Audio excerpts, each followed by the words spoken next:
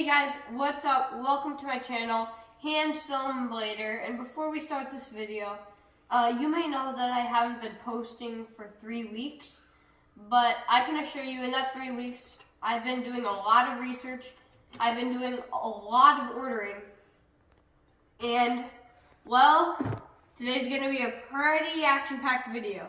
But before we can get into all this stuff, I should probably tell you what happened, right? So it all started a year ago when we got the news that we were moving.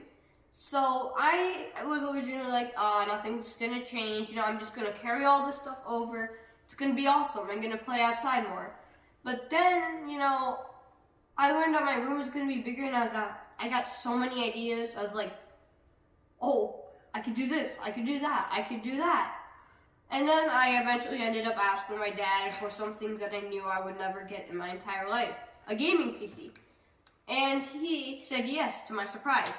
So I started getting to work, and I didn't know much, so I built the most overkill rig possible. I had size EATX motherboard and I think it was a Ryzen 9, or maybe even Ryzen 7 CPU. Everything was maxed out, that's the thing. I had probably a platinum power supply, which is crazy. So yeah, I didn't know much, but eventually I started leaning towards the pre-built, I'm like, what are the odds that if I break this, then all of this money would go to waste? So I leaned towards the pre-built, and I showed my dad one day one pre-built that I absolutely fell in love with, and that was $2,000, $2,060. So my dad said, unfortunately, that's a little too much, so how about you build your own PC? And I'm like, well, that's not a bad idea. I know all the parts. I could just do a little research and I'll be done. So, yep, here I am with almost all the parts. 2 parts haven't arrived, but I'll talk about those later. So let's get right into it. So, to start off, to start off with the parts, we have the processor, and this is the brains of the system. This is the Intel Core i5 10th generation, and this is pretty good. It's not overkill, it's not too bad, and it cost me $136.49. So, if we have a processor, you need a cooler, right? So we got the Thermaltake UX100, and this is amazing. It's a real good bang for your buck, It costs $19.99, and well, that's really good compared to the other coolers out there because, first of all, it's made by Thermaltake, which is it's a really good cooler company, and also it has RGB, and it's a CPU cooler that's not expensive. So if you're on a budget, I'd recommend checking this out. Right now we have our SSD. This is the M.2 SSD. And it's called the Western Digital WD Blue SN550, and this SSD costs $57.99, so around $58, and this has 500 gigabytes, right? So this is pretty nice. Now we have our RAM. All right. So it was very, very tempting to get the Corsair Vengeance RGB Pros or the Trident Z-Scale RGB ones, but eventually came up with this one, and this is the Team T-Force Vulcan Z RAM, and it's DDR4, and it's 2 8 gigabytes, so it's a 16 gig kit, and yeah, RAM is pretty much the higher frequency of RAM you have, the faster your games play. And this cost us around $62.99, so $63, right? So we have our RAM. Now it's time for our motherboard. And let's just say this was a hard decision, right? This is the Asus Prime B560 AAC, and this is a Wi-Fi motherboard.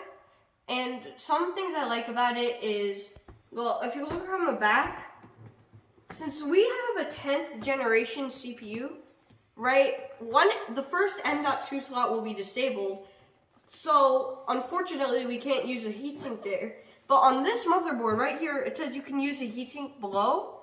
on the second M.2 slot, which is really useful for me. So yeah, and this is overall a pretty good motherboard, you know. We got it at around $119.99, which is really good for what it is. I mean, so I like it. And next we have this. Probably the most overkill part about this entire gaming PC. I don't see why I would need this, but these are the Asiahorse 120mm fans, and this is a 5-pack with an RGB fan hub, while also having a remote control. And we got this all at $50.99, which is like, this has got to be the biggest bang for your buck in this entire build. This is enormous, you know. 5 fans, a hub, and a remote control for $51. Like, that's insane. And well, alright, so if you haven't already noticed, there are 2 missing parts here. And for the case, which is one of the missing parts, and the case is pretty much, well, self-explanatory to what all these parts go into. I got the Deepcool Matrix 55 Add RGB, and I think it's really cool. It's very minimalistic, but it costs, the case costs $65, which is really good it's a bang for your buck. And by it, I mean, it's not as good as this in terms of like how the price performance wise, but it's a really good case. It combines modernistic classiness with the old retro original gaming PC look. And for the graphics card, this was the hardest part.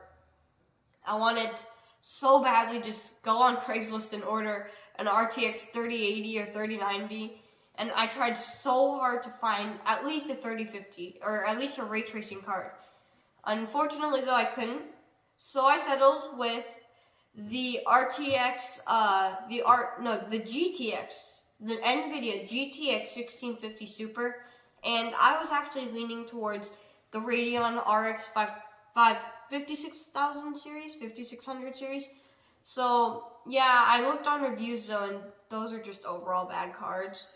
So I came up with the 1650 Super from EGVA, and that will be arriving soon. And yeah, I think that's about it. That's all the parts for my PC, and I'll see you in the next couple parts. See you later.